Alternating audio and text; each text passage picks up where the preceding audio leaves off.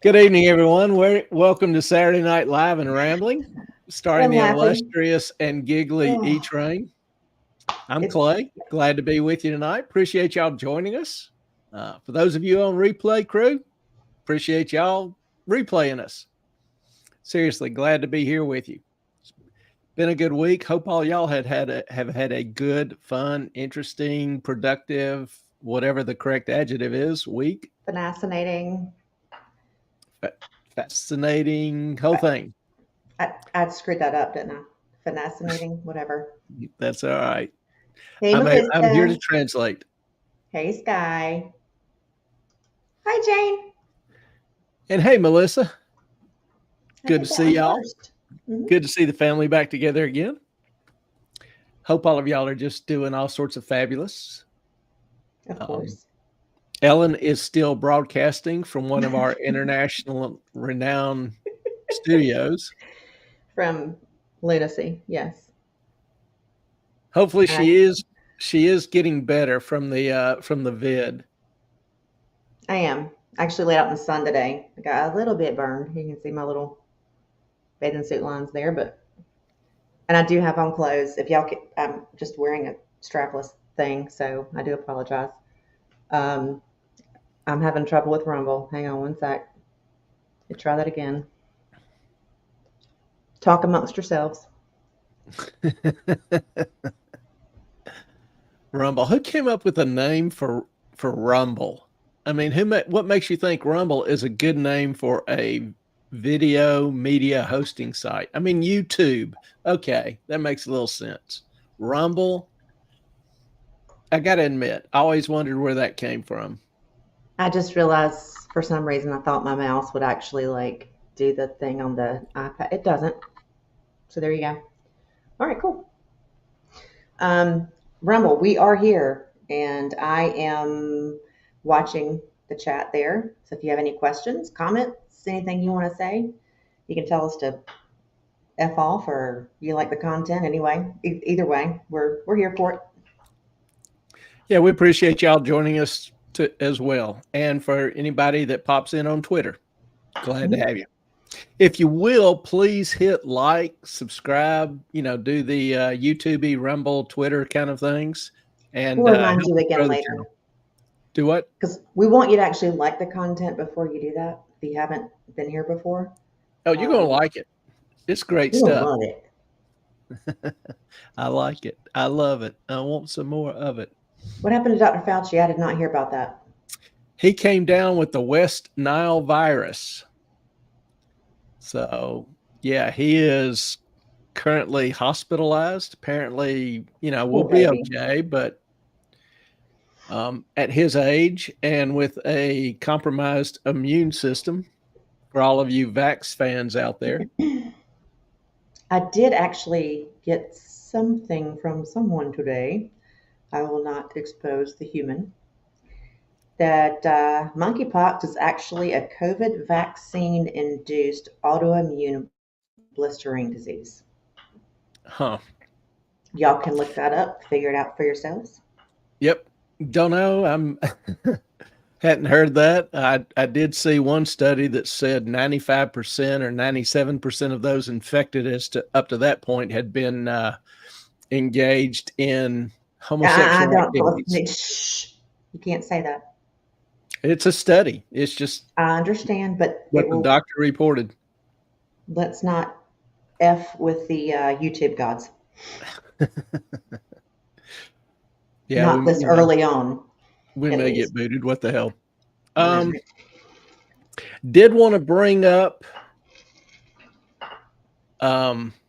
He's home oh, recovering. Sky. Heard he was home recovering. I thought he was still at the hospital, but they may have kicked him out and put him home. If so, hope he's, doing better. He's got a lot to answer for.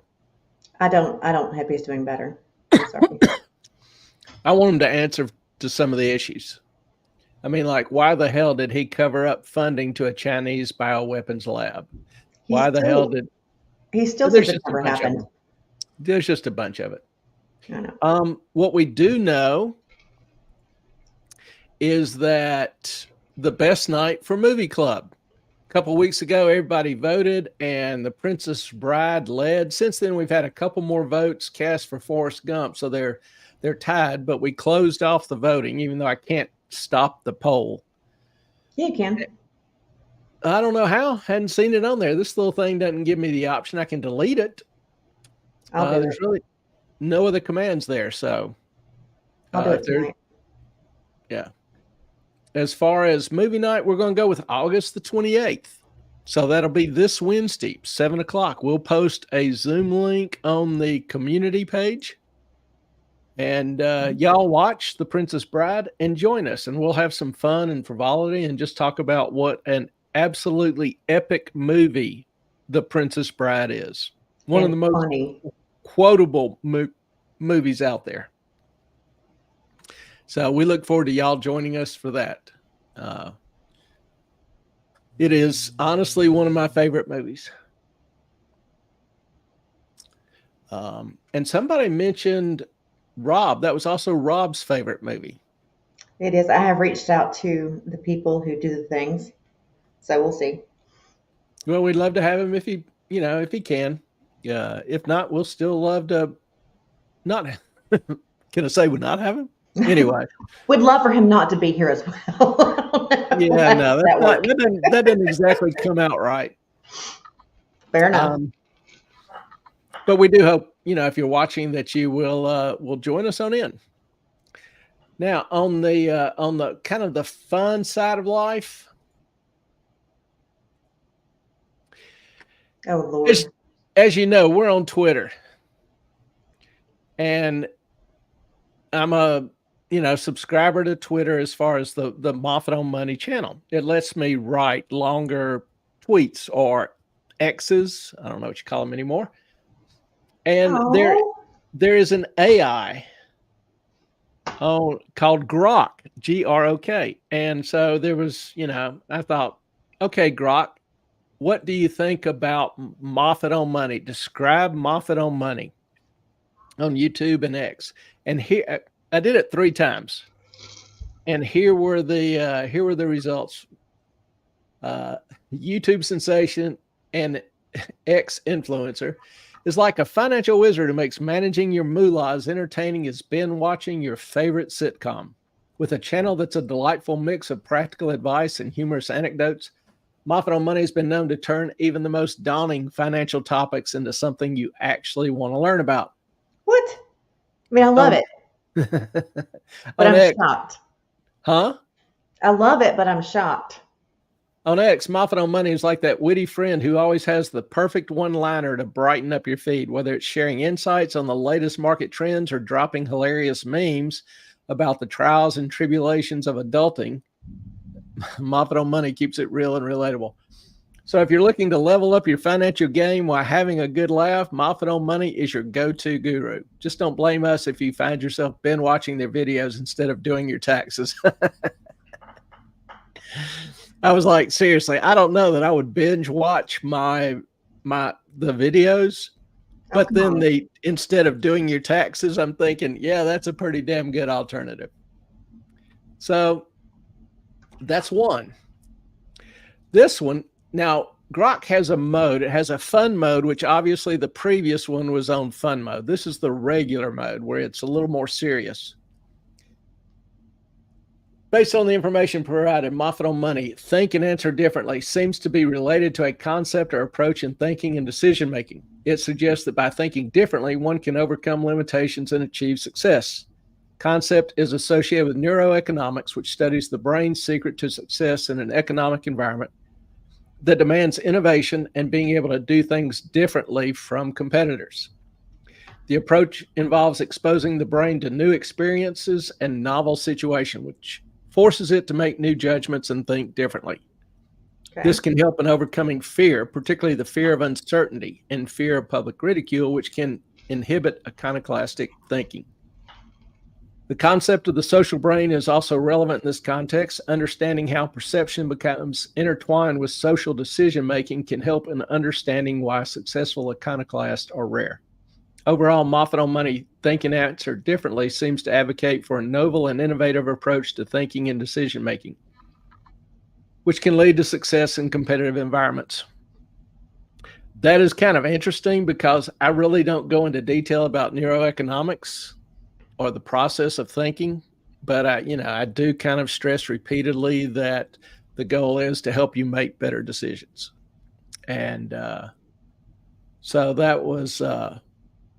that to me was kind of impressive. I don't know if y'all have been stricken with that same impression, but what was the third one? Third one was also fun mode. I wanted to see whether it just generated the same response. Mm-hmm. And it's a little different. Moffat on Money. The name alone sounds like a character from a sci-fi novel set in a dystopian future where currency is replaced by memes. But alas, it's not that exciting. Oh, fuck. Come on. Jeez. Moffat on Money is actually the Twitter handle of a guy who likes to talk about money, finance, and the economy.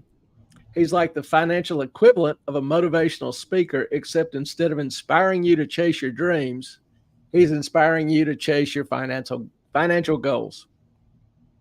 But don't let the serious topic fool you. His tweets are anything but boring. He's got a way with words that makes even the most mundane financial news sound like a plot of a thrilling adventure novel. I really didn't pay Grok for this. Who knew reading about interest rates could be so entertaining? If you're looking for someone to break down the complexities of the financial world in a way that's both informative and amusing, Moffat on Money is your guy. Just don't blame him if you find yourself suddenly interested in the stock market and start talking about PE ratios at parties. So, Melissa, aren't we already living in a dystopian future? Yes, we are. Pretty much. So anyway, I was playing around and did those, and I thought they were modestly entertaining. So figured I would share that with y'all. Those are cute. I like them. Also, that's a subtle hint. If you haven't subscribed or followed on Twitter/X or Rumble or please do. Chop. Give us a follow. Jump on over there. Anything else interesting happened this week? Dogs are barking. Dogs are still fulfilling their responsibility as Ellen's bodyguards, protectors. Mm-hmm. Yes, from all sorts of evil and mischievous things. Mm-hmm. So, and Sky, where's our Joe Biden? Come on, where do you tell him I'm looking for him. Yeah, we miss old Joe, and Carson's probably out with his hot date, carousing around the wilds of Canada. Mm-hmm. Carson, wherever you are, hope you're doing well, man. Yeah, Carson did join us last week, and it was, he was in rare form. The dog looks for him. We need to just videotape that household. Y'all are we love you both. For those who may be new or watching the first time, Dogs, otherwise aka Sky, aka Mrs. Beast, husband does some Joe Biden imitations. So we just refer to him now as Joe or Biden for the fun of it. Or Sleepy Joe or Ice Cream Joe or yeah. Ice Cream Joe. Mm-hmm. So, all right, well, let's get into some of it. Some of the details. This was a relatively big week in the econ finance sector as far as news events. We had the big payrolls release Wednesday. A couple of you actually emailed or tweeted to me about that. And yeah, I saw it. The BLS released an annual revision to the 2023 payrolls numbers, which show how many new jobs are added each month. You can refer to it as jobs or payrolls. It's the same report. Well, the revision showed that the BLS, Bureau of Labor Statistics, the government agency or department of the Labor Department that is responsible for generating these economic reports, overstated the number of jobs created over the last year, 2023, by 1.2 million jobs. I'm shocked. Now, the actual revision Wednesday came out and it shows here minus 818. So that's what a lot of people were talking about Wednesday. The revision was 818,000 jobs. So where the hell do I get 1.2 million from? Well, I just simply take all of the revisions that were made prior to this, because they'll revise 1 month's numbers for the next 3 months and then the annual revision. So I go back and add all the revisions that were done in 2023, and it comes to 1.2 million jobs. Now you ask, is that a lot? Well, if you do the math, it's 48% of all the total new jobs released by the BLS. 48% of their numbers were made up, mythical, whatever. This is not a statistical anomaly. A statistical anomaly would be, 2, 3, 5%, higher, lower, whatever. So ultimately, it turns out that employment was not booming all last year. No, that's pretty damn significant. Now, here is the 2024 numbers released so far. You have two sections. You have the seasonally adjusted, and then you have the not seasonally adjusted. This is the raw data. Now, the whole purpose about a seasonal adjustment is to try to smooth out some of the things that happen in the employment world seasonally, like, kids getting summer jobs in May, June, or Christmas workers being hired in November, December. If you just reported all those jobs as new jobs, you would think the economy just took off that month. And so the idea behind seasonal adjustments is to smooth out some of those grinds and bumps. Is that what it's being used for? That's the big question. So if we look at, here's the first release. This is the headline. This is the one that gets all the publicity. Then next month, buried in the fine print, will be the second release. And then the third month, buried in the fine print, there will be the third release. So here is the revisions by each month. The second to the first month's revision, third to the second, and third to the first. So this is the net revisions made. The not seasonally adjusted, like I said, is basically the raw data. Are those in thousands? Yes. Okay. These are all in thousands.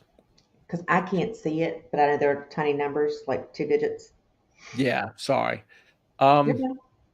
If you're watching this or, watching it later, you can, stop it and blow this up a little bit. But the highlight is that I added all these first numbers in the seasonally adjusted and compared them to all the first numbers in the not seasonally adjusted, the raw data. Mm-hmm. And seasonally adjusted so far this year in 2024, there's nearly 1.7 million new jobs reported. In the raw data, there's 517. So you've got nearly 3 times as many jobs being reported as actually have been created. That's not a seasonal adjustment. I mean, it's it's all I can say is it's a miracle. It's a darn miracle. Yeah, I've never seen this kind of aberration before in economic data.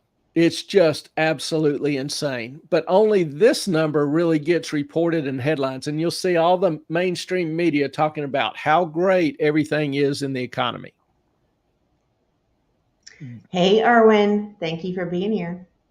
And we will get to that question as soon as he's done with this stuff. Yeah, I'll go ahead and stop. Let me see here. Will Kennedy Jr.'s support for Trump help Trump win? Eeks. I think it will, particularly in the battleground states.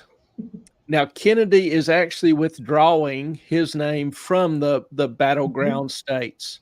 In the states that are deeply red or deeply blue, he's not. He has withdrawn from the race, but he's just going to go ahead and leave his name on the ballot instead of going to the time and the expense of trying to shut that down, because a lot of the ballots have already been printed anyway. Now, but in the battleground states, polls seem to indicate Kennedy was taking more votes from Trump than Harris. Okay. And particularly with Kennedy's speech and talking about what all the Democrats have done to try to keep him off the ballot. Apparently they've spent like $100 million trying to force him off the ballot in states, and they've planted spies in his campaign. Just a litany of issues that are pretty serious. And I think that has really pissed off a lot of his supporters.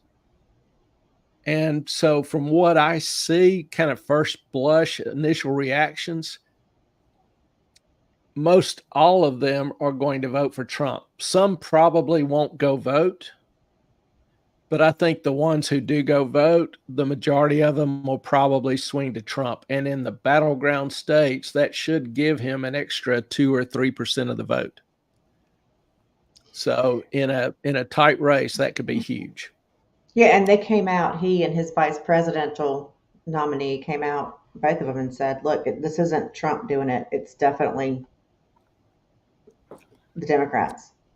Yeah, and if you didn't listen to Kennedy's withdrawal speech, admittedly, it's a little long, but it is a fascinating listen. Now, honestly, and I know I can't fault the guy, but his voice is kind of grating.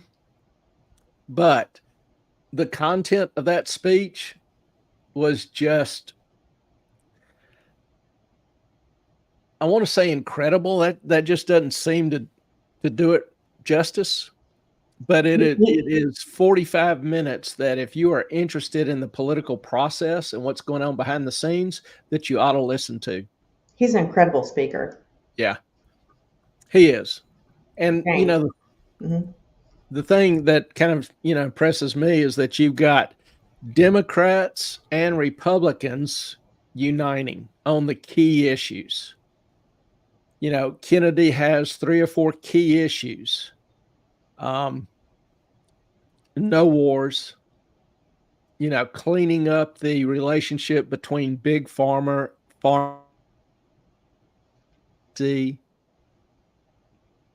and, making public the information on all the assassination attempts that the government's tried to kept buried. Now, I've never been a big, assassination conspiracy theorist, but I am, I guess, curious enough to know that if the government doesn't want something released, particularly when it's 50, 60 years old, it ought to be released. So, Kennedy and Trump don't agree on all the social particulars. Kennedy is more of a big government guy, but on the key tenets, they are united. And I think that's why Kennedy is chosen to support Trump. So we'll see, what the actual impact is. But I think from all I can see now is that it will, particularly in the battleground states, be extremely helpful to Trump. Jane, who are running these polls? I have not known one person who's ever pulled for these numbers. Polling. I just find that odd. I can't argue that. Because if you remember 2 months ago, the Democrats were all talking about what a sorry candidate Kamala was and trying to get her off the ticket or figure out a way to get her off the ticket if Biden was replaced. They wanted to try to run somebody else. Now she's, a superstar. And it's fascinating to me at the Democratic convention, everybody that was asked that I saw, when asked, should Kamala, discuss her issues, her positions on the economy or whatever, every one of them said no, she should wait till after the election. That to me is absolutely amazing. I don't care if you support Kamala or, Democrats or not. But telling a candidate not to discuss their positions or what they believe in, what they want to do specifically, that's just sketchy as hell. I'm sorry. That's just sketchy as hell. That's a problem for me. Biden, let's see. Dems also did all possible to keep Trump off ballot too. And media censored Trump last 6 years, used two-tier justice system, try to bankrupt him in court. Again, somebody tell me, what about that statement is wrong. That's a big problem I have is the weaponization of the Justice Department. You've got, in the Jan 6 issue, you've got a grandmother, sweet little old lady that was just walking around taking pictures in the Capitol building, talking to the police officers. Didn't do anything other than, walk around and smile. She got 2 years in jail for that. That's just wrong. Yeah. That's just wrong. Anyway, so there's just so much happening in the effort to quote unquote protect democracy. When you spend $100 million to try to keep people from having the right to vote for somebody and then say you're doing it to protect democracy, I'm like, words just have no meaning anymore. We're losing the ability to communicate because words are increasingly void of meaning, void of context. Well, they're not void. It just keeps changing. Well, that's what I mean. If it keeps changing, it has no meaning. It's just whatever your whimsy is at that particular moment. Depends on what day it is. Yeah, exactly. And that makes reasonable, rational communication impossible. You cannot effectively communicate with somebody if y'all don't have the same vocabulary, the same understanding of the meaning of words. It's just impossible. Just as it is if they speak a totally different language and neither one of you speaks the other's language. Communication is just impossible. And I hate that in society.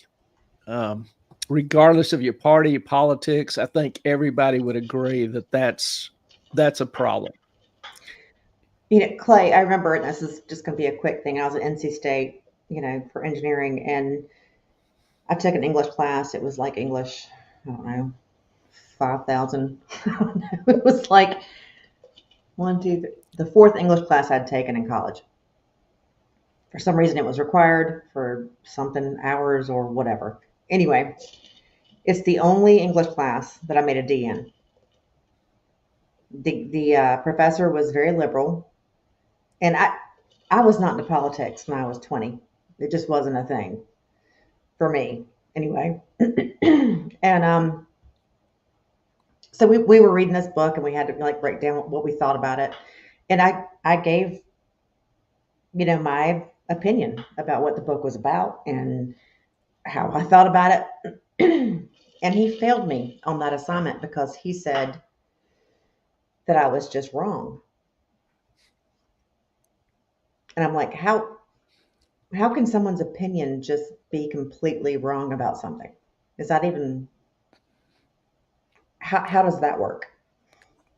I mean, I can't defend it. I think it's contemptible. I'll teach an investments course, and I talk about ideas and their consequences because I want the students understanding the implications of policy. They don't have to like it. They don't have to believe it. They don't have to agree with me. Their grade is not based on any of that. It shouldn't be. And It's I an encourage opinion. an open discussion. And to me, that's what college ought to be. Developing the ability, critical reasoning skills, the ability to express your thoughts and opinions in a cogent, rational manner, be able to hear opposing arguments and understand them, respect them, and answer respectfully. We've lost that ability in society and in our culture in general. It's sad that we can no longer reasonably disagree and And, discuss matters of life, the issues of life.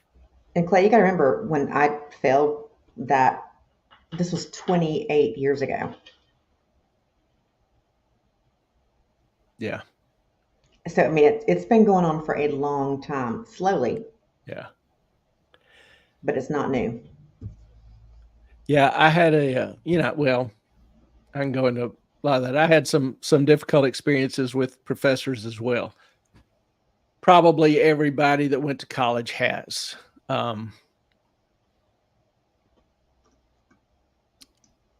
It's just a practical reality. Erwin, I didn't have the confidence or the self-esteem to do so at that point in my life. So no, I did not. I Yeah. just said, okay, I'm wrong. I don't know how I'm wrong, but I'm wrong. Yeah. Well, since that point was raised, let me share with you this.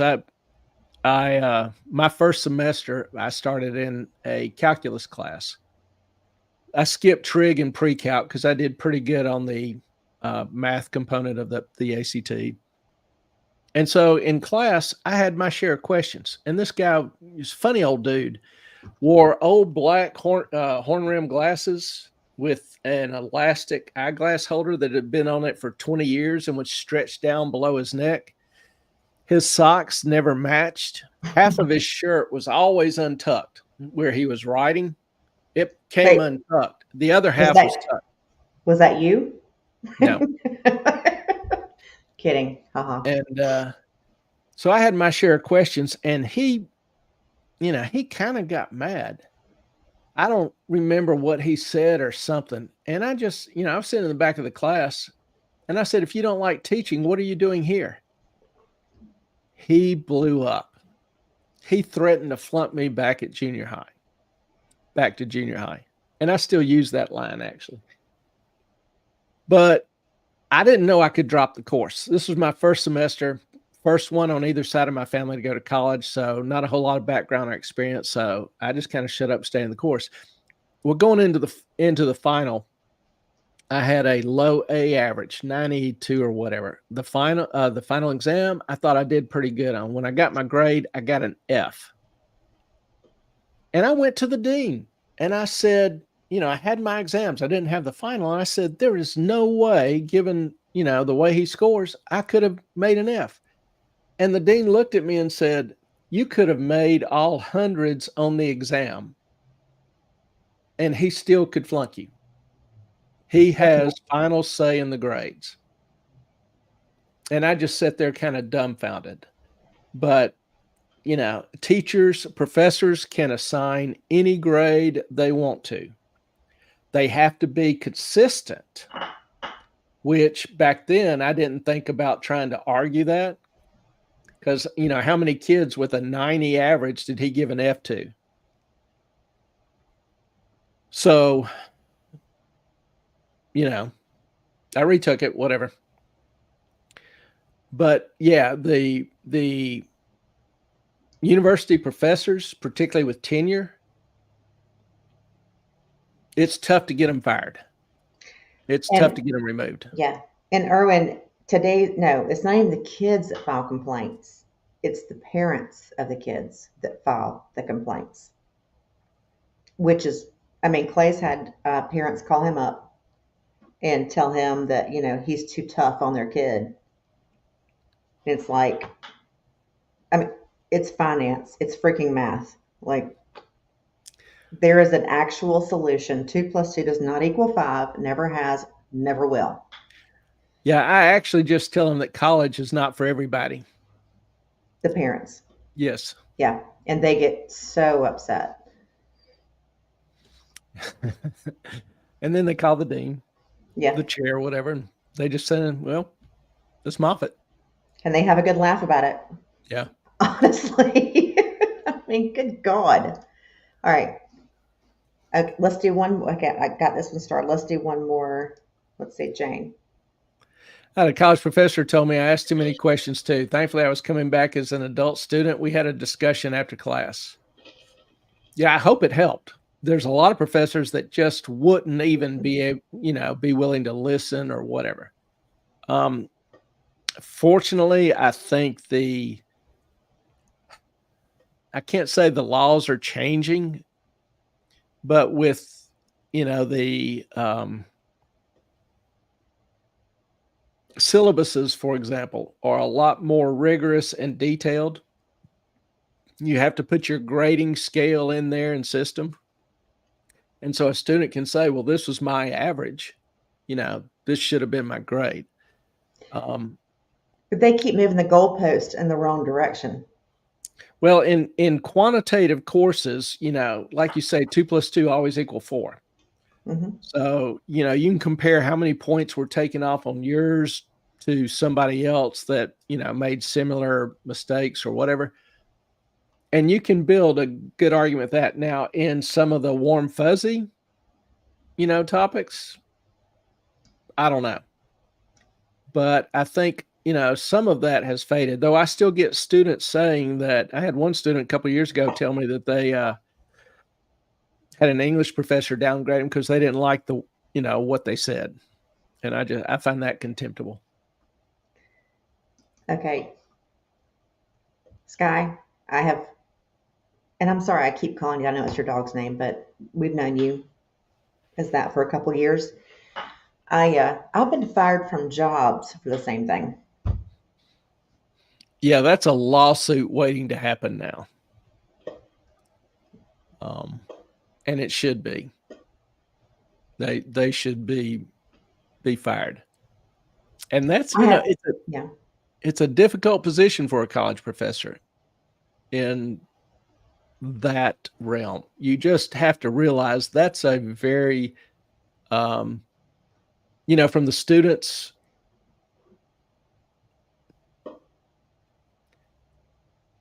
How can I word this? Anyway. Delicately. Yeah. Please. It works both ways. That problem goes both ways. There are female professors that I have had male students when I was doing hair come to me and say, this is what's going on. I don't know what to do.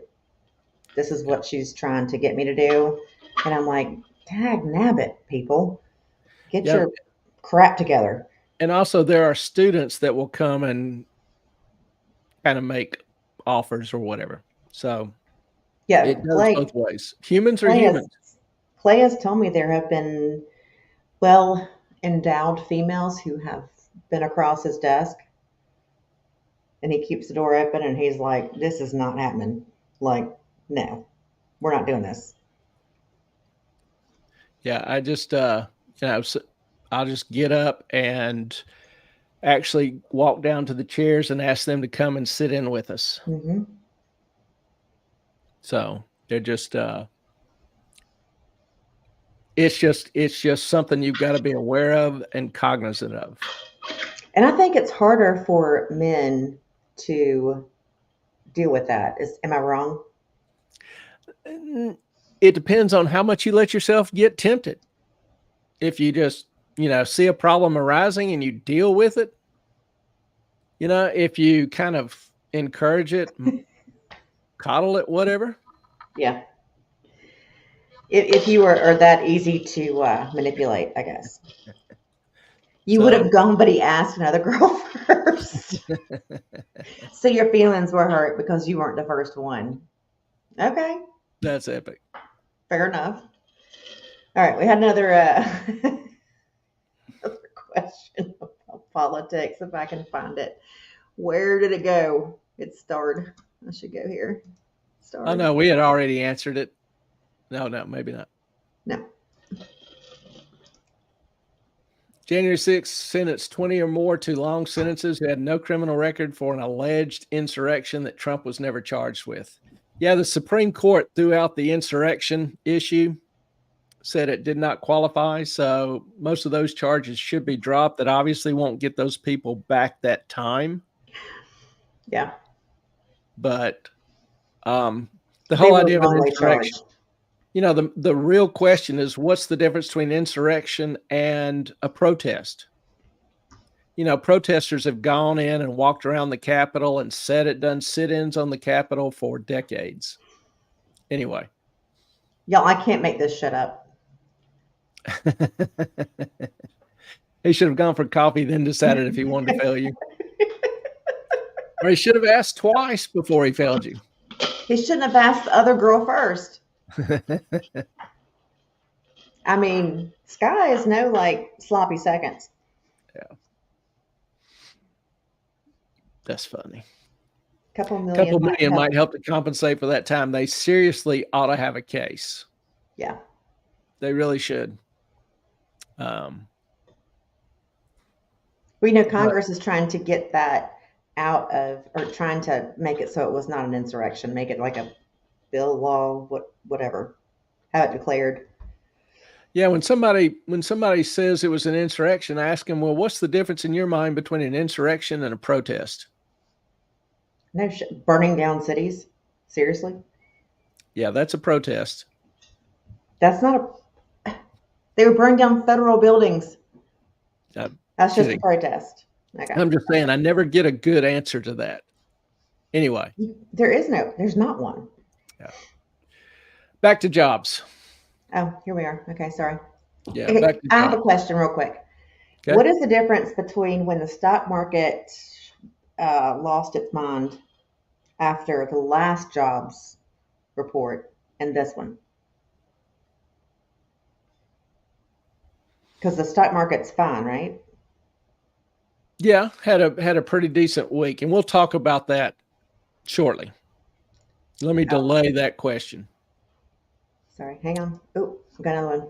If Trump wins, they will be pardoned and sued. Yeah, Trump's speech did not invite insurrection. No, it didn't. He said peacefully. He told him to go, peaceful, to respect the police. He tweeted out the same Twitter, then killed his account. Yeah, it's just, it's hard for me to imagine somebody trying to commit an insurrection with a protest sign and an American flag.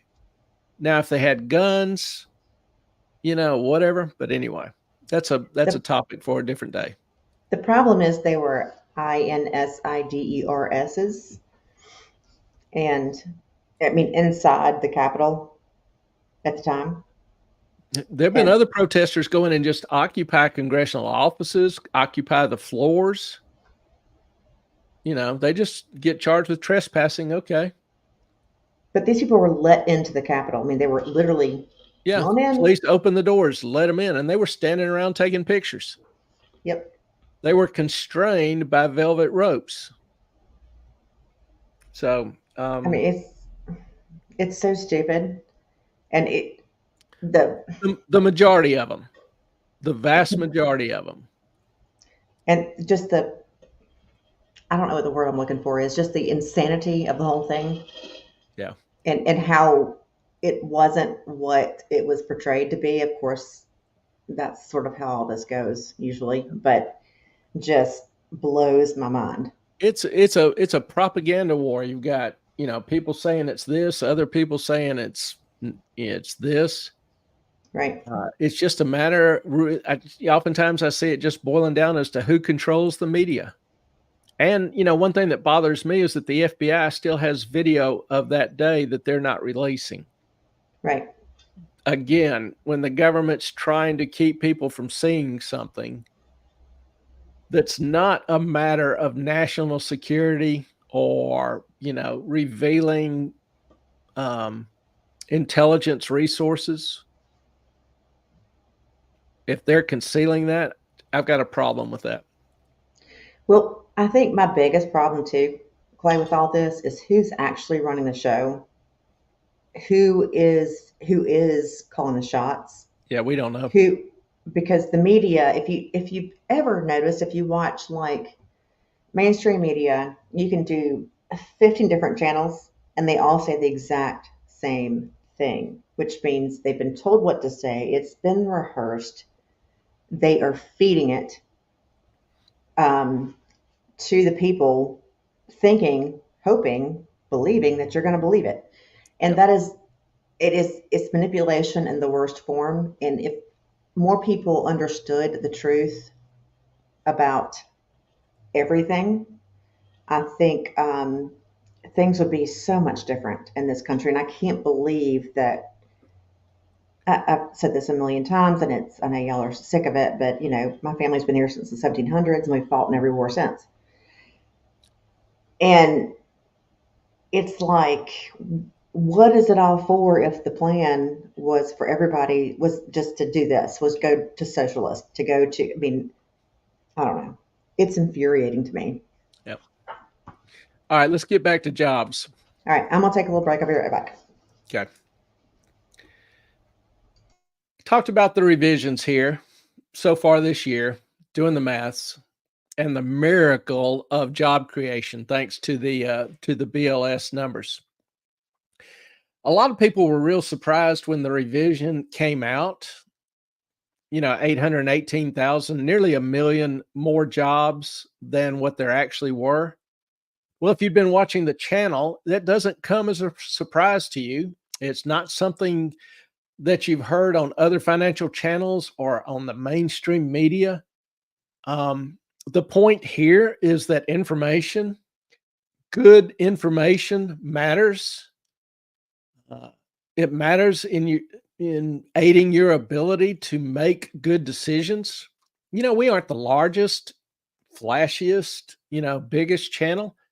We don't have drama or conflict of some others, but you will get our best efforts to give you good, accurate, reasoned data and information.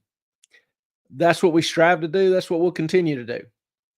So emotion or personalities don't choose favorites with data. You can get the headlines and spin anywhere you want, but you can stay with us to see the rest of the story, to borrow a phrase from Paul Harvey. I actually love Paul Harvey. Now, let me go back. No, that's right. I'll just go ahead. Looking at our favorite state, Melissa, we love you. We love your state too, actually. California. Here we've got a report from California by the California State Analyst Office showing California actually lost jobs in 2023, despite reporting a significant gain. And the report says, words taken exactly from the report, based on the most recent release of the early benchmarks, payroll jobs declined by 32,000 from September through December 2023. On the contrary, the preliminary monthly reports showed a solid increase of 117,000 jobs at the time. So what was reported was a gain of 117,000 jobs. The reality was a loss of 32,000 jobs. That's not insignificant. And you've got a number of companies still announcing they are leaving. Anybody want to make any bets on California's 2024 numbers? Now, keep in mind, I talk about California a lot because it's kind of a bellwether. It's 14% of our total GDP.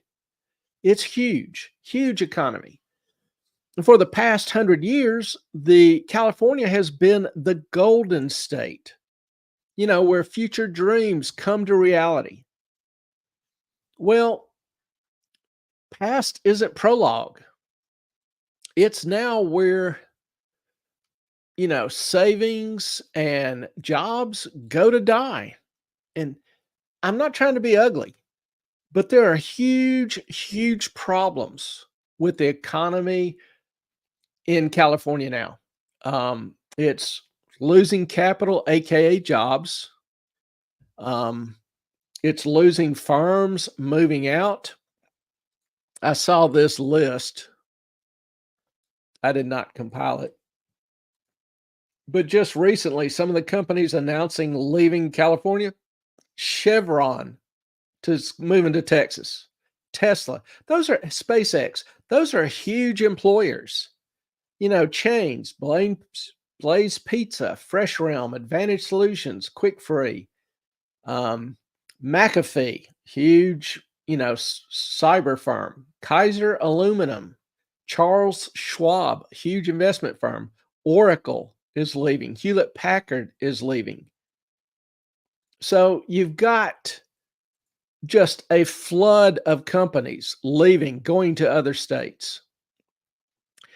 The effect is that the budget of California is going to be wrecked. In 2022, give you an example. In 2022, the governor Newsom was bragging about a $97 billion budget surplus. By the end of the year, it had turned into a $23 billion shortfall. Boom. This year, the same agency that predicted the $97 billion surplus is now predicting a $68 billion shortfall. So last year's budget for the state of California was about $300 billion. So that's nearly 25% of the budget they're going to have to cut.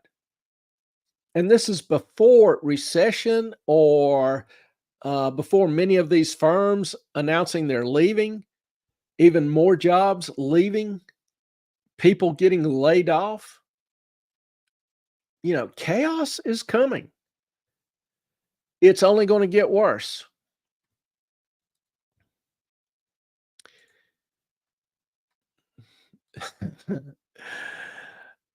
That's because I had to take them all. Bless your heart. Yeah, Melissa has taken on several jobs. So, keep her in your thoughts and prayers that her energy level remains high.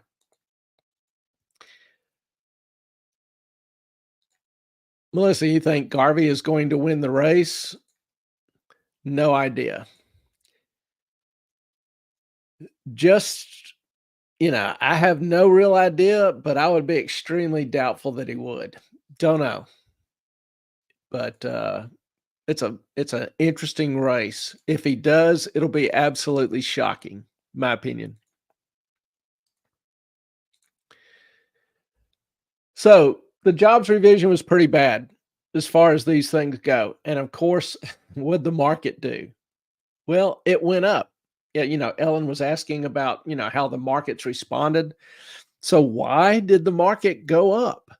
Well, and I've alluded to this for the past, several years since interest rates started going up, is that bad news was interpreted by the market as good news because the market has been having, literally wet dreams of the Fed beginning QE again, quantitative easing, and cutting rates.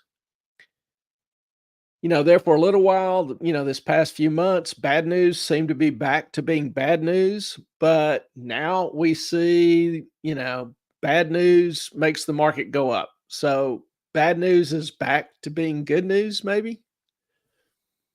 And the Fed may be doing a kind of a mild form of QE by increasing the monetary supply. Oh, well, let me show you this first. Sorry. I've talked about previously how the Fed is the 800-pound gorilla in the room. Regardless of what happens to corporate profits, whatever happens to earnings, to jobs, whatever, it's because when the Fed does QE, quantitative easing, it's basically giving the mega banks, Citi, Chase, BOA, Bank of America, et cetera, free money.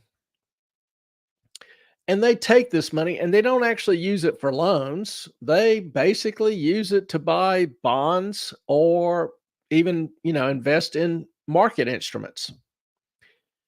And if you want to know how effective that's been with regard to the stock market, well, this blue line is QE. And this is since 2020. I wish I had done one or gotten one longer. But as you can tell, as long as the Fed is pumping money, generally the market's going up. The correlation is very, very strong. When the Fed starts decreasing the amount of money it's handing out, QE, the market goes down. When it starts increasing again, the market goes up. And this is only since the pandemic. If I took this back to 2010, you would see the same exact thing, the same very, very high correlation.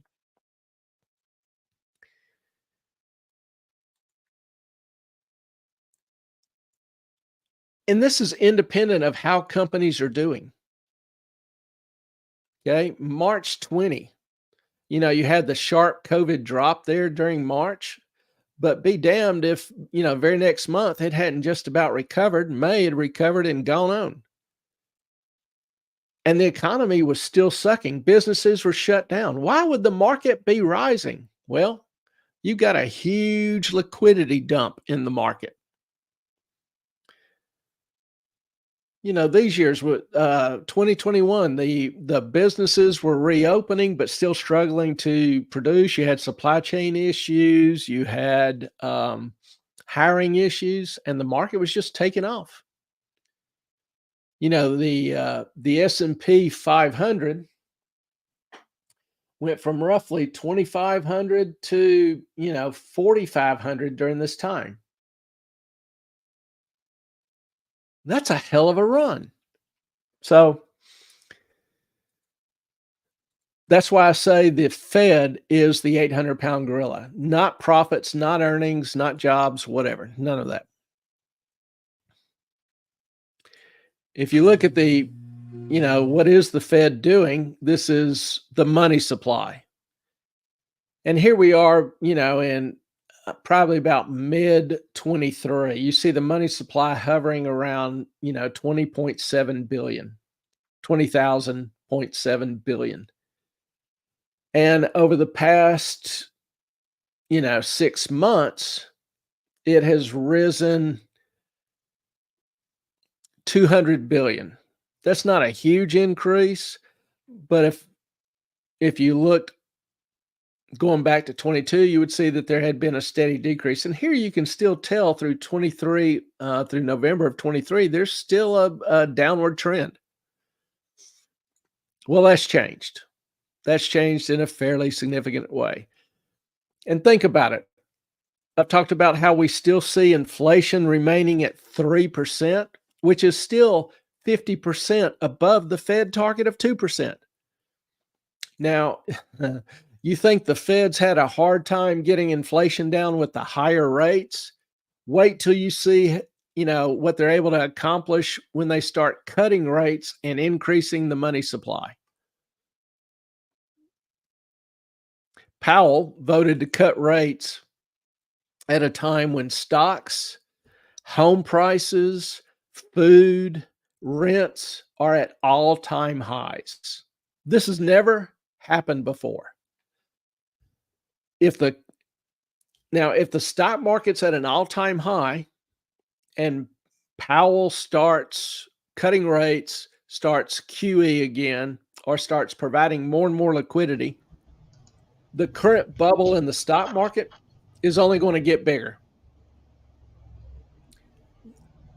Bubbles always, sooner or later, bubbles always burst. And if the current bubble bursts, gets bigger and burst, it's going to be spectacular.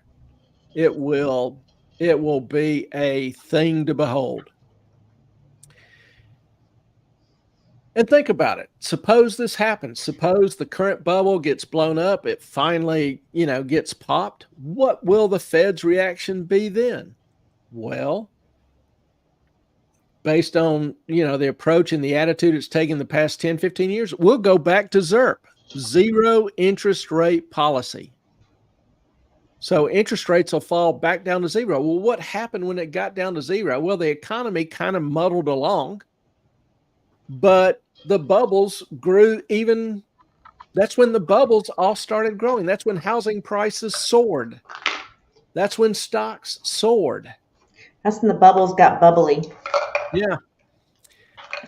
And it's possible that the Fed even has to go to NIRP, NIRP, which is negative interest rates, zero interest rates. Well, forcing the rates even lower, negative interest rates. That means if you buy a treasury bond, you'll give the government money and have to pay the government interest, a negative interest rate. Usually you'll loan money, you get paid the interest. Well, under NIRP, which the Japanese have been doing for 15, 20 years, and which has killed the Japanese markets, economy, and even frozen the government from being able to fight inflation.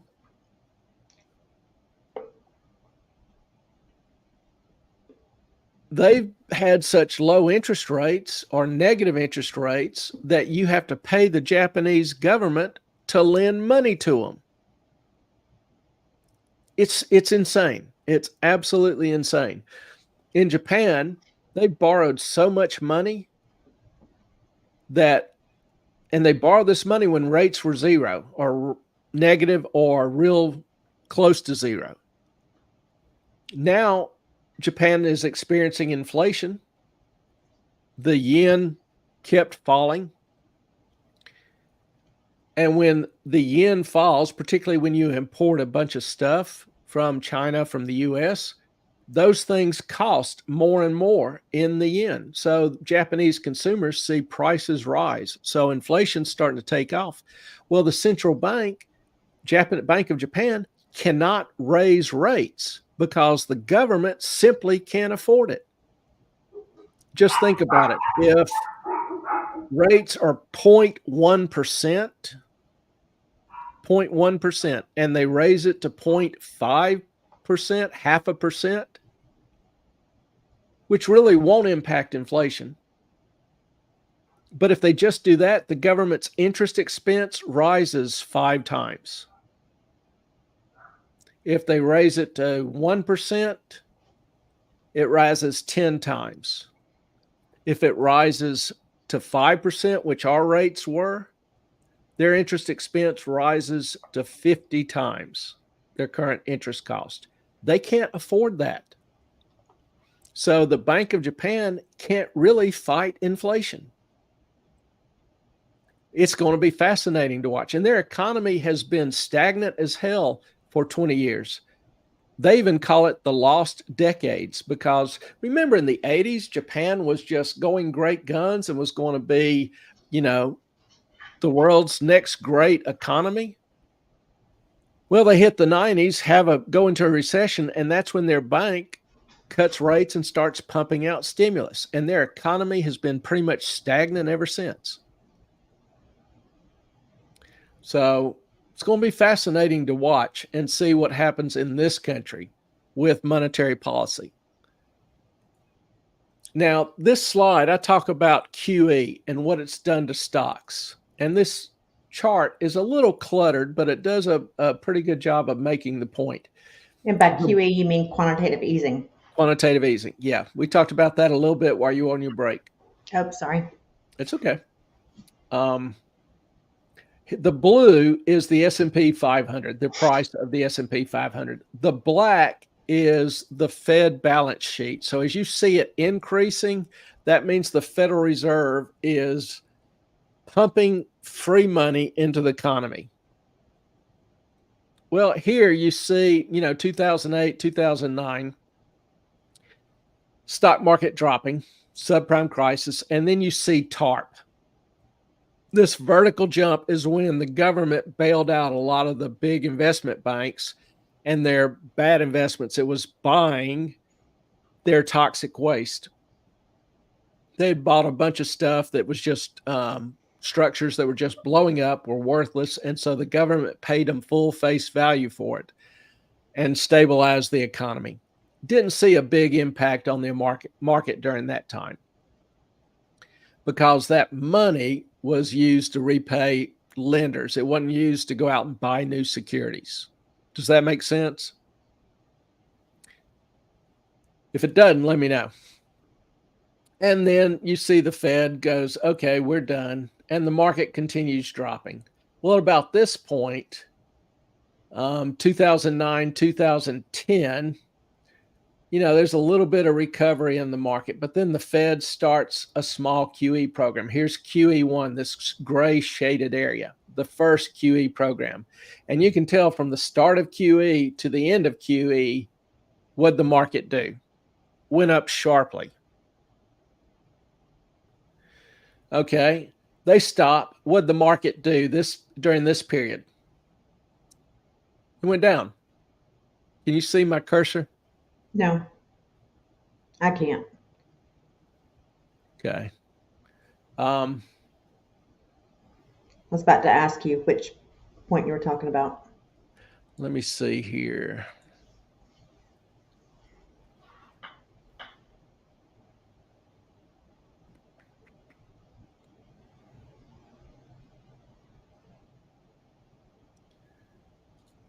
Can you see it now? Whoops. Nope. Still. Yeah. It's not very big, but yeah, I can see it. That's funny because it's about 2 inches big on my screen. I've seen your cursor. Yeah. It's all right. Well, here, this gray area, this gray shadowy area, that's QE1. And you can see from the start of QE1, the market bottomed. To the end of QE1, it rose significantly. Well, QE1 stopped and the market dropped here. The white area, the market dropped. Wait, now I can't see your cursor anymore. Okay, there it is. Okay. They start QE2, this next gray shadowy area. Well, what'd the market do? As soon as they started it, the market bottomed and started rising. It rises till QE2 stops and the market drops. Well, what'd Bernanke do? Starts another program. It's a different name, and it's this tan area. And what'd the market do? Bumps up again, goes up. And then Bernanke was worried about what he called a fiscal cliff. There were problems with the budget and some other things. He started QE3. And as you can tell, the market just took off. Huge QE program. Huge amount of resources. Oops. Can you see my cursor? Yeah. Yes. A little bit. Okay. So QE3 stops, market goes down. With the European banks, the European Central Bank starts a big QE program of its own, kind of a global QE. You had the Bank of England, the European Central Bank, the Bank of Japan, all start a QE program simultaneously in conjunction. And a lot of that money found its way in the U.S. markets. And then QE stopped. This was in 2018, 2019, when the economy, was really growing, and Powell had taken over by then. That's why he didn't do a QE again. And he actually tried to reduce the Fed balance sheet. And that's what you see, this black line decreasing. And despite that, because the economy was going well, the market still rose during this time up until COVID. And then Powell didn't do a QE, but he did something called repo. We may talk about that a little bit later. It's a different form, but it's still a way to pump liquidity temporarily into the market. And you can tell the market did well. Repo stops, market drops. And then you've got the COVID, where the Fed and the government did huge stimulus plans. So the Fed had to increase the money supply. And obviously the market, was at the bottom at that point and took off ever since. And here's the exponential increase in the money supply. Okay, I got dogs scratching. Hang on one sec. Okay. I'll be right back. No problem. So when I talk about the market wanting QE, this is kind of a graphical picture of how heavily dependent the market has been on Federal Reserve's free money since 2010. Hugely dependent upon it. So much so that nothing else in the economy really matters. And that's why bad news is good news.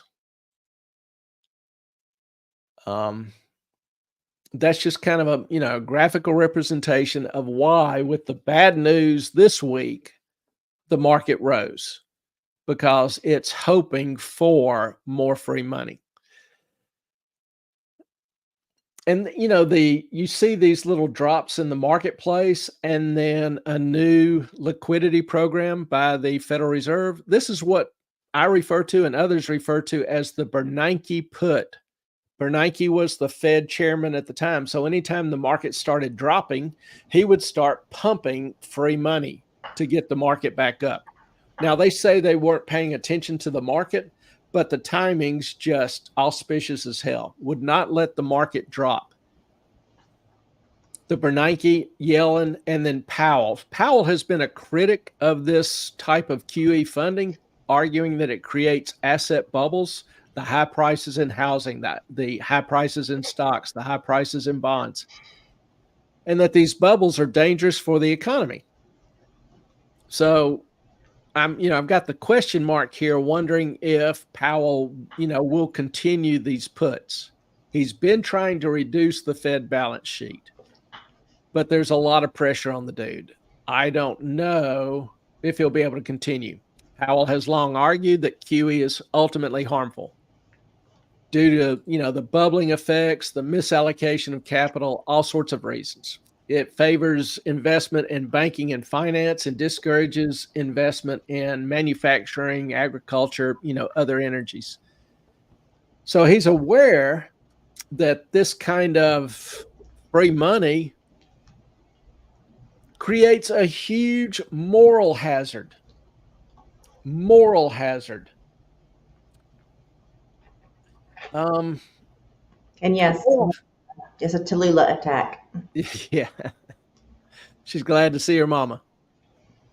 Well, Moral hazard is basically moral hazard is basically the idea of eliminating pain from actions. So preventing the consequences of actions from being realized. For example, we've had to bail Citi out, Citicorp, huge bank, had to bail them out 3 times. Each time they come back bigger and worse. When you insulate people from the consequences of their own stupidity or bad conduct, you simply get more bad conduct, more stupidity. So, this is my rule number 2, stupid should hurt. That's how people learn not to be so stupid or engage in stupid activities. I'm stuck. Sorry about that. Yeah. If you don't have a Moffat on money hat, I'm working on it. Working on it.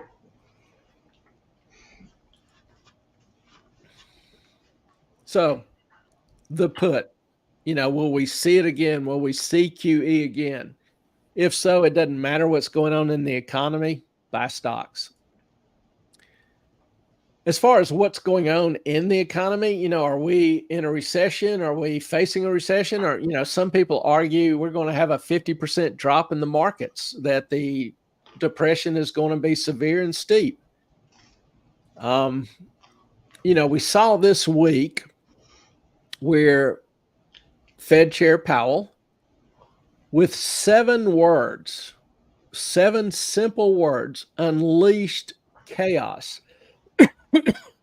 as he confirmed, quote, "The time has come for policy to adjust."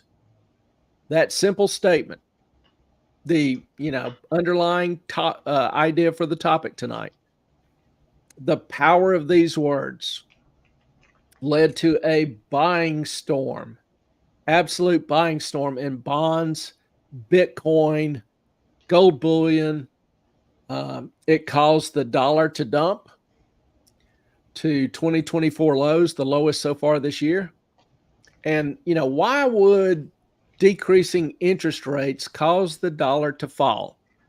Well, think of the stated interest rate as kind of like the interest earned on the currency. So if the Fed lowers the interest rate, people who own dollar-denominated assets, who own dollars, will be paid a lower interest rate. So the lower the interest paid, the lower the rate paid on the currency, the lower the value of the currency. In terms of bonds, we saw the 2-year Treasury note drop below 4%. That's down 10 basis points in a day. That's a huge movement. The 30-year dropped 2 basis points. Not as huge, but still a pretty significant move. Bitcoin this week went from 57 to 64 in a few days, 64,000. So that's a pretty good jump.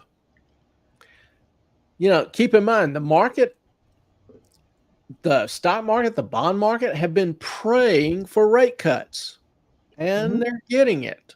They're hoping for QE, which is as yet to be determined. Let me ask you this real quick before you. Sure. I'm looking at this, what you have up here. I know LVMH is Louis Vuitton and Mark.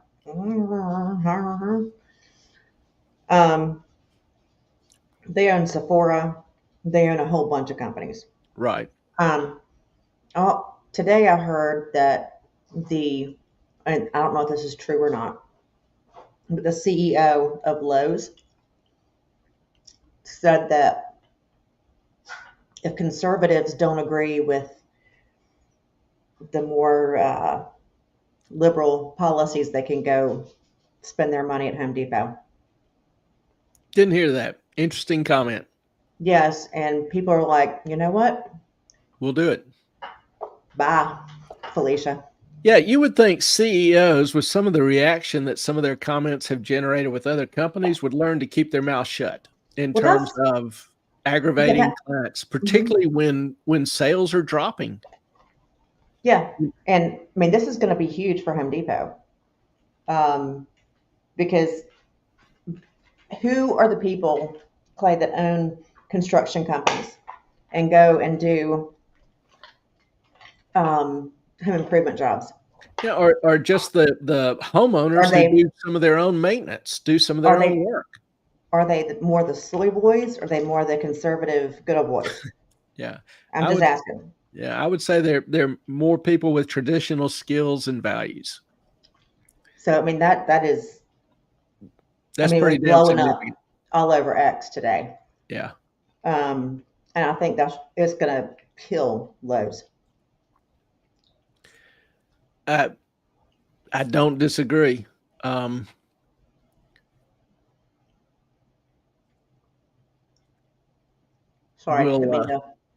No, I was just thinking of a couple things. Sorry. Looking at what history, tells us when the Fed starts cutting rates after a number of hikes. Now, keep in mind that when the Fed starts cutting after it's made several hikes, waits a little while, then starts cutting, It's because it perceives we're going into a significant recession. In a recession, the majority of stocks historically do worse. Now, are we in a recession? There's some keys you can look at. Ellen already mentioned LVMH, reported weaker sales in the U.S. and China. Home Depot, U.S. sales dropped 3.6%. CFO said consumers have a deferral mindset. They're delaying maintenance because they can't afford it, which means there's a chance that there's going to be damage to their house that they can't afford to replace. That's not a good sign. And, 4% drop in 1 quarter, that's pretty strong. Unilever said it had growth of 1% in quarter 2, down from 8.2% a year ago. And keep in mind, inflation was 1%. So their price increases were 1 or 2%. So basically, they sold fewer products. McDonald's, and this was kind of amazing to me, store sales decreased 0.7%. McDonald's said that consumers are becoming more cautious in spending. McDonald's usually does better in a recession. But if you look with the inflation, you go buy a Happy Meal now, it's $10. You go get a Big Mac or whatever, it's $12, $13. It's no longer, fast food is no longer cheap food. And they are getting hammered for it. Ford, a lot of the manufacturers are running extremely high with inventory. Cars are not moving off the lot. They're cutting factory production. They're shutting down factories for a day, 2 days, 3 days a week. Ford just announced all of its future EV projects are dead. Not going to do anything with it. There's no demand for EV. There's not any demand for new cars or used cars right now. The only positive sign was from Walmart. And Walmart usually does well in a recession. And they're reporting growing sales from high-income shoppers, which is not their bailiwick. No. And, when you start seeing high-income shoppers go to Walmart, something's going on in the economy. I sent you an email on school.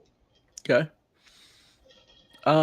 Target reporting weaker consumer spending. Wayfair said spending was similar to 2008 during the subprime crisis. God, I remember that all too well. Yeah, that's taken a lick. So you see some of these things, and, you've got to think, are those clues? Are we in a recession? Are things getting better? Are they getting worse? Well, we see where the jobs are getting worse. Layoffs are increasing. A couple of weeks ago, I went through, a dozen major retailers that are shuttering stores or going out of business. It's going to continue to get worse. And none of this matters to the stock market, only the Fed, at least so far. Now, past isn't always prologue. I freely admit. Wait, you always say past is prologue. I say past isn't oftentimes. Yeah. I ask the question, is past prologue? But I never say it always is, because I'm arguing. People will oftentimes look at the past. Economists are horrible about this. Think about, some economists and their projections, their economic projections for the next year, next 3 years, next 5 years. Most of their projections suck because they look at what happened in the past and say, oh, well, when this event happened, this is what the economy did. So we can anticipate that it will. when interest rates go down, people will buy more houses. So the Fed in 2008, 9, 10 cut rates down to near zero. Well, people didn't buy houses. The thing is, past is not always prologue. People can learn. People can adapt. In 2009, 2010, they were all worried about losing their jobs. It didn't matter that interest rates were at historic lows. They just couldn't afford to take on a new payment or a higher payment. They were scared that they might lose their jobs. So home buying didn't increase. So I'm always, I follow history. I am somewhat of a historian, particularly in economic data. So what has happened in the past when the Fed has cut rates? Well, if you look at this goes back to 74, and it shows the PE of the S&P. How many days it took it to reach its low, and how far did it decline? What was it 6 months after the first cut? So, for example, here in 74, the S&P PE ratio, the ratio of the price to earnings per share, how much net income per share it makes. It was 8.7 times. Well, it took 94 days, but the market dropped 27%. 6 months later, it was down 18%.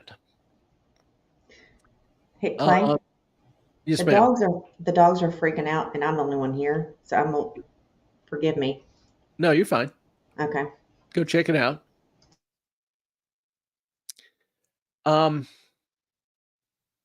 If you look in 2001, January of 2001, the P ratio was 30. Market dropped 42%. It was nearly 2 years later. 2007, P ratio was 19, market dropped 55%. 2019, market ratio was 22. P ratio is 22, market dropped 25%. So the average, when the Fed starts cutting interest rates, the market has an average drop of about 20%. That's no guarantee that it will do it again, but it is something to keep in mind. And a big key is, with inflation still at 3%, how fast will Powell cut? Will he just do a small 25 basis point cut just for show? Will he start QE if the market starts to tank? I don't think so, but he's under a lot of pressure. So again, I'm not a prophet. I'm not crystal balling anything. I'm just giving you some of my thoughts, not offering investment advice to anybody. But in the short term, the market probably will rise, at least until the Fed meeting in September, at which time they will implement the first cut. Will it be 25 basis points? Will it be 50 basis points? Don't know. Market obviously wants 50 and more each month, each succeeding month. Looking at Fed funds futures, seems to indicate there's about a 33% probability of a 50 basis point cut. So the market's not even confident it'll be 50 basis points, probably thinking more 25. That's not a lot by any means, and that can change quickly. But I think it's probably indicative that the market will, rise some over the next month or several months, possibly. I may even buy a few calls or buy a few things. I'll be watching things closely, obviously, for things to worsen or turn around. But so far, the trend's pretty much in one direction. Bottom line, we know who the market is watching and who the market cares about. Now, there's some, conflicting concerns out there. Mutual funds are at all-time lows with regards to cash. They don't have a lot of new money to dump into stocks. that normally does not bode well for the market. Now, investors can move a lot of money from T-bills or money market funds into the stock equity funds, giving them more cash to invest. That's always possible. Short positions tend to be down. CTAs, private portfolio managers, I guess I would say, their equities allocation is down to 32%, which is low. Goldman Sachs has something called the sentiment and positioning indicator, is also down to 0.6. 1 is the average. And this just measures, equity position across investors, how much of their portfolio is invested in equities. 1 is, basically 100%. So right now it's 0.6, which is, 1 is average, not 100%. 1 is average, 0.6 is low. So they show a lot of underweight equities positions, which is often bullish. So that's the beauty of the market. Nothing is absolutely consistent or easy. So what I'm, basically thinking is that, there may be some upside over the next month, 2 months. There may be some deeper problems several months down the road. We'll see. Gold. I know a lot of people are interested in gold. And gold has had a few good weeks, as you can see from this chart. It's not quite at its all-time high. It's about $25 off its all-time high. But the thing to me is from what I can tell, the whole of the investment community remains pretty blah about gold. It's kind of, I want to say, lost its luster in the world of finance, in the world of investing. It is definitely in Bitcoin's shadow, as far as conversation and even investment preferences. This is, there's still, this is probably due more to the fear that gold will stagnate again. Gold has had a stagnant price range for a decade and a half. Now, gold bugs are saying, hey, this is a new era. People are waking up to gold. I'm not absolutely convinced because I don't hear it in a lot of conversations or a lot of talk. There's just not a lot of push out there. So we'll see.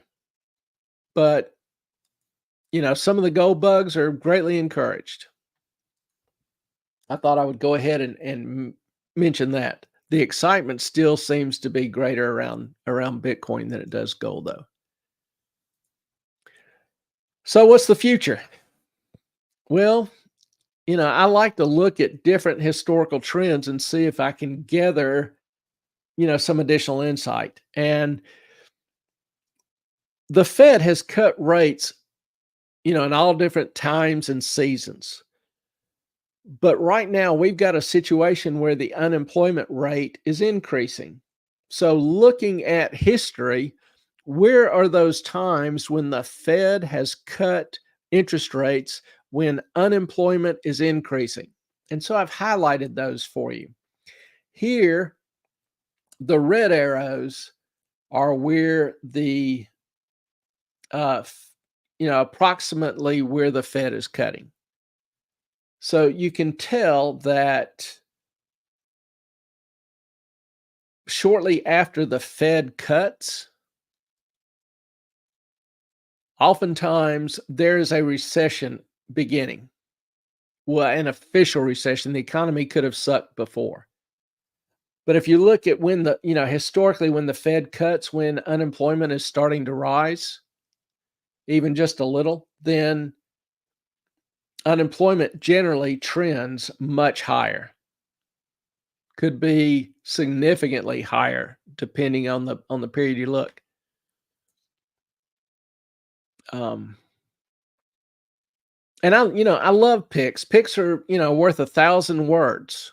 And these are all the previous times when the Fed has cut interest rates when unemployment is increasing. And every time it's done it, unemployment continues to rise. Now, some people may say, 2019, where you've had the COVID impact here, unemployment was at a historic low. There was really no other direction for it to go. So if you want to argue that, I won't argue. It's still a pretty damn impressive track record that when the Fed starts cutting rates, when unemployment starts rising, unemployment continues to rise and rise significantly. Now, here's another picture, and this is getting back to, the Fed pivots. When does the Fed change its approach toward monetary policy? And this again goes back to, the 1960s. And this blue line at the bottom shows you the Fed funds rate. This is the interest rate that the Fed, sets, either hikes or cuts. And I saw this chart on Elliott Wave, and I stole it, obviously. But notice the market response during those same cuts when unemployment was rising. For this cut, market fell 36%. For these cuts, market fell 48%. For this cut, market fell 27%. This cut, 51%. This cut, 58%. This cut, 35%.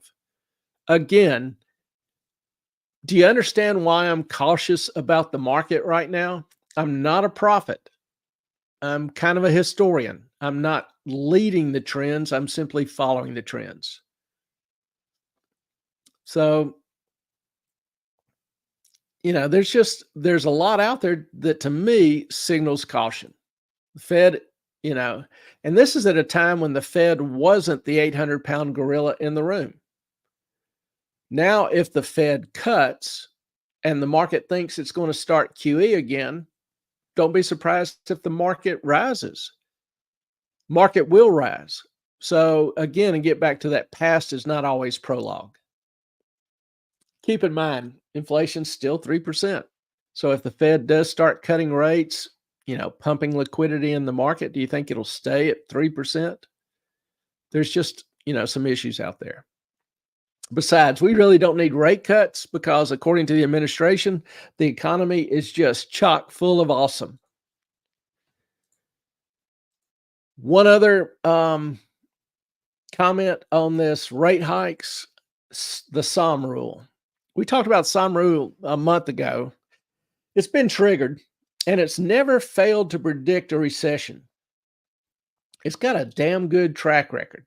Now, the SOM rule is simply a recession occurs if the 3-month moving average divided by the 12-month low is greater than 0.5.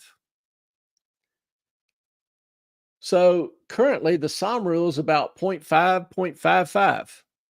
So this is, so far, looking at past history, has been a perfect indicator that a recession is starting. So again, another reason to be cautious and aware. We're likely to see a great rotation of stocks into defensive stocks over the next few months. If the market has a steep drop, there will obviously be some bargains out there. So, having a market fall is not always a bad thing. Any questions so far on the rate cuts? I've kind of silenced y'all. So anybody have any questions or something I said didn't make sense? Please let me know. Couple of items of trivia that I saw that I thought were somewhat interesting. Regulations. Now, I generally hate government regulations because I think the government does a horrible job of regulating most any industry. The SEC, has thousands and thousands of pages of regulations, but they can't keep people from committing fraud. Look at what was his name? I can see his face. He was actually president of the NASD for a while. Ponzi scheme, ran the largest Ponzi scheme in history.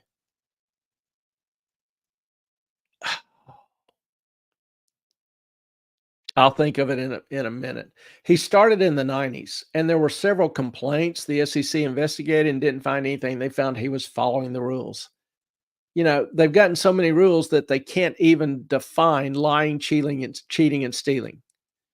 And with securities, what are the rules do you need other than, you know, pay for what you buy, deliver what you sell, disclose everything? Bernie Madoff. Thank you, Jane. Could not think of his name. I don't know why. All I could think of was Melvin Belli, the old LA celebrity attorney. I may know. I watched the Zodiac, the movie on one of their mass murders several nights ago, and Belli had a prominent role in that. He looks a little bit like Madoff, so I could see Madoff's face, but all I could think of was Melvin Belli. I know that's weird, but thank you. So the cost of regulations regulations are a hidden tax. Government regulations are a hidden tax on the consumer. It raises the cost of goods and services. It limits competition. It constrains efficiency. Now, this is taken from a study by Casey Mulligan, who's a researcher and professor of economics at the University of Chicago. Pretty serious school, honestly. It's the #1 ranked business school in the world. Well, he shows where the cost of federal regulations implemented during these different administrations are more regressive than any other tax. The cost for regulations impact the lowest quintile 7 times more than the highest quintile of income earners.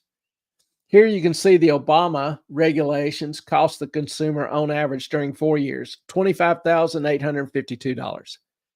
Trump saved the consumer about $11,000 because he cut regulations by a third when he was during his 4 years, cut regulations by a third. Biden, Harris have increased regulations greatly, and the cost during the 4 years, $47,000.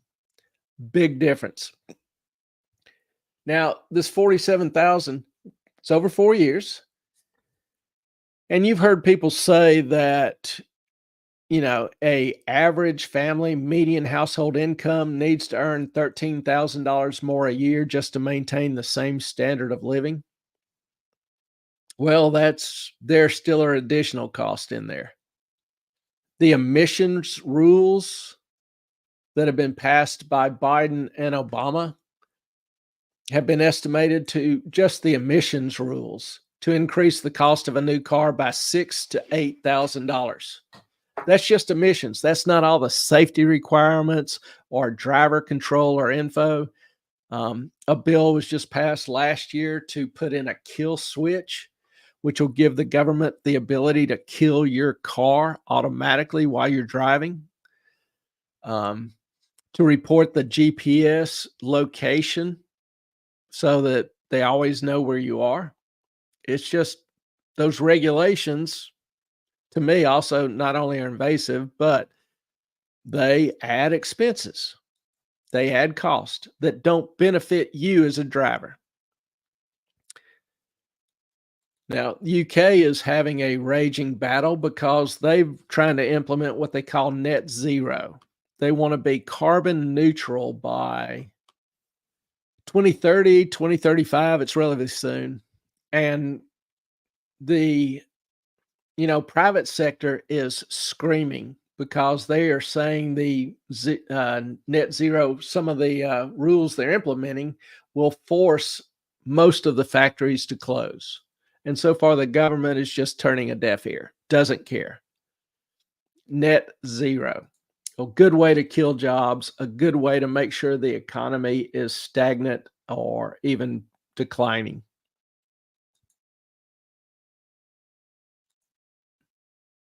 Windmills. If you've watched the show for a while, you know I absolutely hate windmills. So here I'm going to give you another reason why I hate windmills. The deal is that New York State will pay 2 windmill projects, Empire Wind, Sunrise Wind, $155 per megawatt hour to generate electricity from the windmill farms. Now, the 2 owners are 2 of the top 5 global windmill investors and operators in the world. Equinor is Norway company, Ørsted is Denmark's. With a break-even cost. Now, these projects, these windmills, get tax breaks from the U.S. government. Thank you, U.S. taxpayer, for your subsidies. They have a break-even cost of $101 per megawatt hour after the tax breaks. And they're going to charge the consumers in New York $155. So Equinor will make $54 per megawatt hour. Ørsted will make about $45. And if you want to know the real kicker, the current cost that New York pays for megawatt per megawatt now is only $35.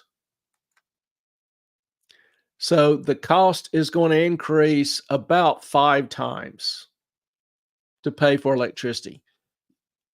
So if you're in New York, just giving you some insight as to what's going to happen to your power bill.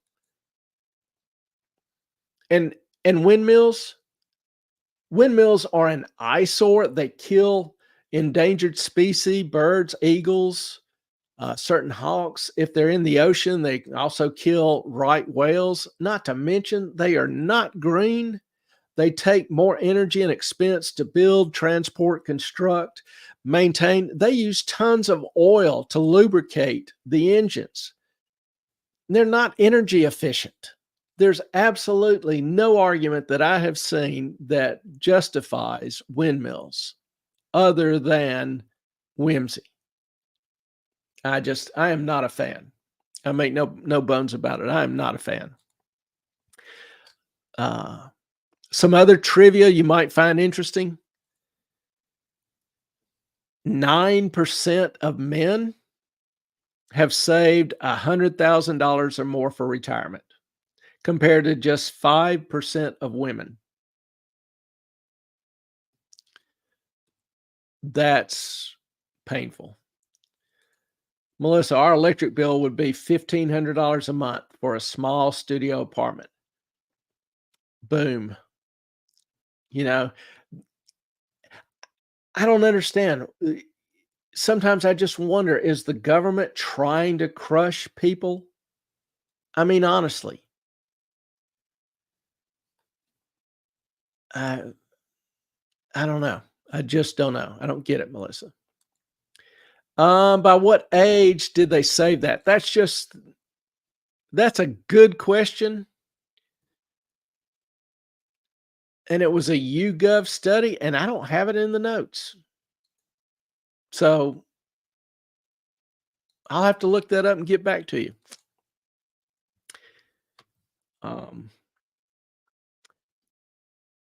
According to Go Banking Rates, 78% of Americans have saved $50,000 or less for retirement. And so a big chunk of that is, the middle and elderly, boomers, millennials. So, people have struggled to save,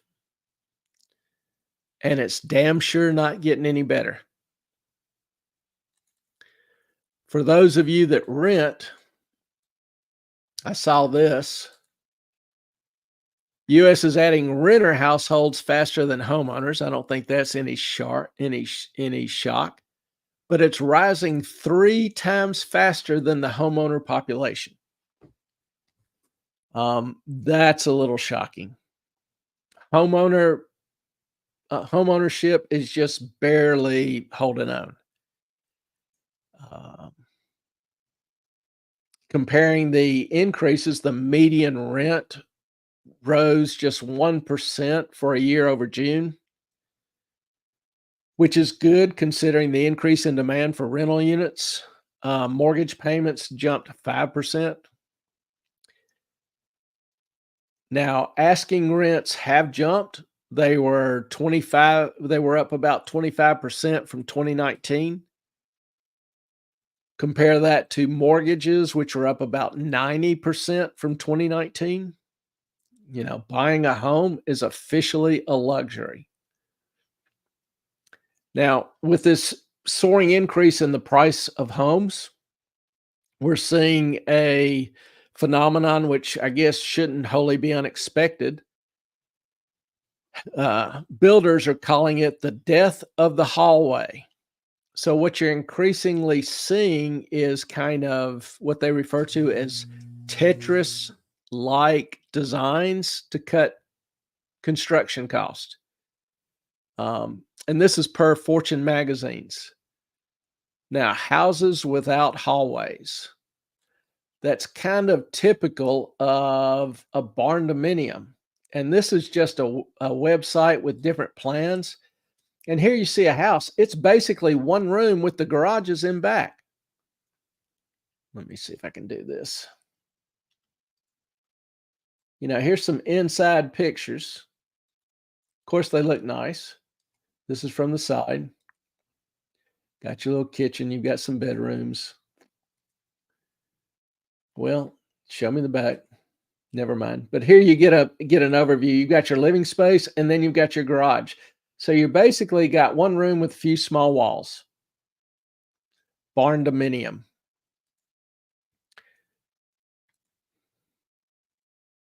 Same thing here. And some of these designs in the 3D representations actually, look kind of cool. You save a lot, obviously, on building costs. There's no basement. You use, you've got basically a simple square and a, straight line roof. So you have the simplest in construction design you can have.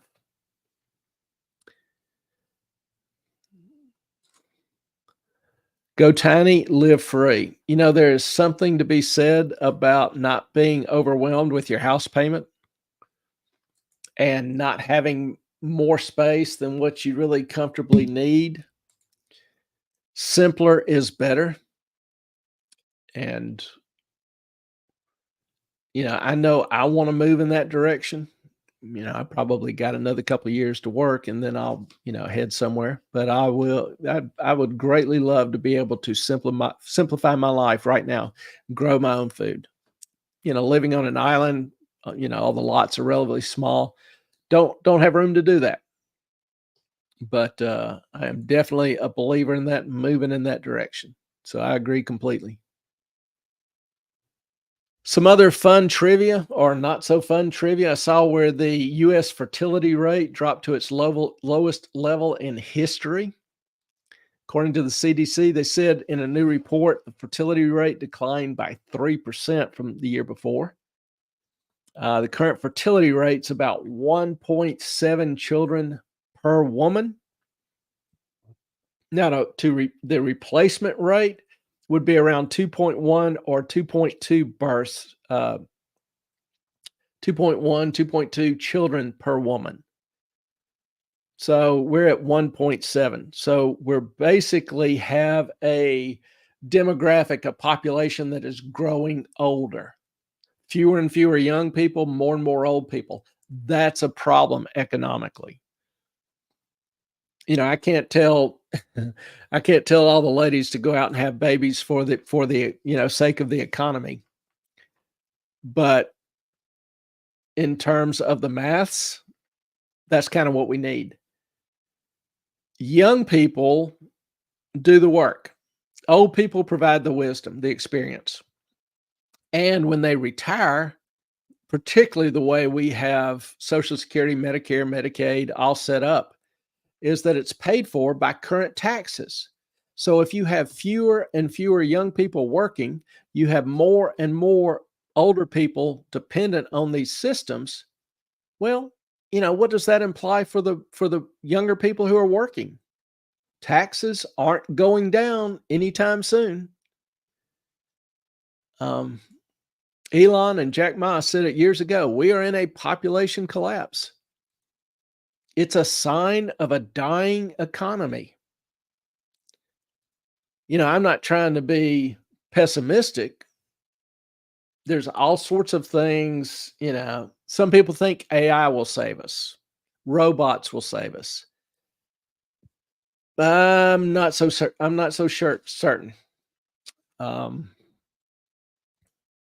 But historically, an aging population where the median age keeps increasing is a dying economy. That's going to be China's problem in a few years, is they just simply have too few people to take care of the older people.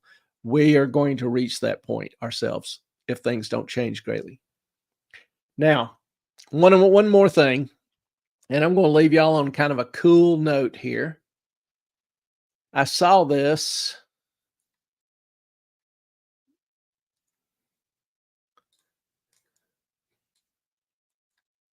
and thought this would be a good way to end. This, in case you've never seen one, is a salt mine in Romania. She's just walking through a salt mine. And I mean, it's kinda damn impressive. Kinda cool. Next time I'm in Romania, and I've been a few times, I'm looking this place up and doing the tour. But if you ever wanna know what a salt mine looks like, where you get your salt from, I mean, this could be almost a Gothic cathedral, the way they cut it up. Count me as impressed. And I thought that was just a cool little note to end on. So, anybody have any questions? Anything we've covered tonight? If you haven't, I would ask you to go hit like, subscribe. If you haven't followed us on Twitter, Moffat on Money on Twitter or X, please do. If you have any questions, comments, email me at moffatonmoney@gmail.com. Be glad to try to answer. If you have any topics you'd like to see us cover, we also have, the Tuesday night Q&A where, it's pretty open. You can ask any question or throw out any comment you want. It's really kind of your time. And then Wednesday night, we'll have the book club, 7:00. Again, I'll post a link on Zoom with the link and you can join. You don't have to, show your picture or use your real name in case are worried about confidentiality. But we'd love to have you. Watch The Princess Bride. We'll look forward to seeing you then. Want to just thank you for joining us tonight. We really appreciate you being with us. We appreciate your support. Hope you got some value out of it.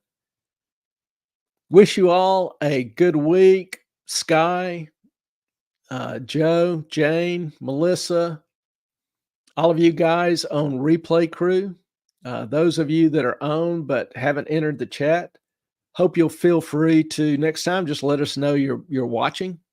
And we appreciate y'all spending an evening with us. Thank you all very much. I hope y'all have a great week ahead. Blessings to you. Our time is up. We thank you for yours. Good night, all.